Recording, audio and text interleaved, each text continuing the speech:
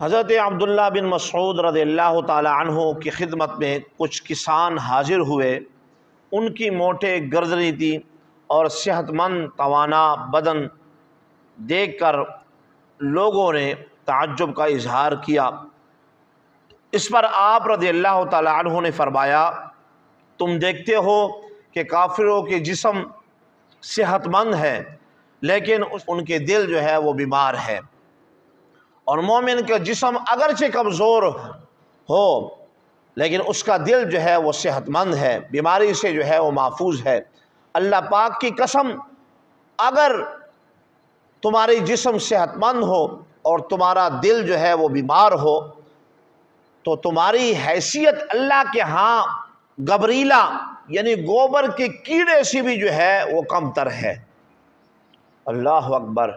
حضرت عبداللہ بن مسعود رضی اللہ تعالی عنہ نے بہت بڑی بات کہی جو سونے کے پانی سے لکھنے والی ہے۔ سامعین محترم، جسم جتنا بھی صحت مند ہو لیکن اگر دل بیمار ہو تو پھر ایسی صحت اور ایسی جسم کا کوئی فائدہ نہیں۔ اور آپ نے فرمایا اللہ کے نزدیک ایسی جسم کی کوئی حیثیت نہیں ہے، وہ جو گوبر کا کیڑا ہے اس سے بھی کم تر جو ہے اس کی حیثیت ہے۔ لہٰذا دلوں کو جو ہے وہ صاف کریں، دلوں کو بیماری سے جو ہے وہ دھوئیں۔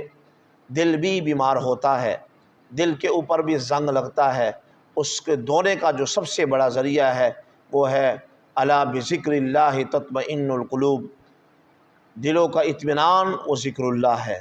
تو ذکر اللہ کی کثرت کریں، ذکر اللہ کی کثرت کریں گے اس سے آپ کا دل جو ہے وہ گناہوں سے پاک ہو جائے گا، اور یہ دل جو ہے وہ اللہ تعالیٰ کا گھر ہے، اللہ تعالیٰ اس دل کے اندر رہتا ہے، لیکن اس دل کے اندر وہ رہے گا کہ جس کا دل جو ہے وہ بالکل دودھ کی طرح سفید اور بالکل صاف ہو، شیشے کی طرح۔ تو اس لیے اس دل کو صاف کرنے کی کوشش کریں، میل آ جائے، گناہ ہو جائے تو پھر اللہ تعالیٰ کی بارگاہ کی طرف رجوع بھی کریں، اللہ تعالیٰ کا ذکر کر کے اس دل کو جو ہے وہ ضرور صاف کریں۔ ذکر اللہ کثرت سے کریں، ذکر اللہ کے بغیر کوئی چارہ نہیں۔ اور اگر سکون چاہتے ہیں تو پھر اللہ تعالیٰ کی ذکر کو مضبوطی سے جو ہے وہ تام لیں اور ہمیشہ ذکر اللہ کرتے رہیں، چلتے پھرتے رہیں۔ انشاءاللہ تمہارا دل جو ہے وہ بالکل صاف ہو جائے گا اگر تم سچی دل سے اللہ تعالیٰ کا ذکر کرتے رہو گے۔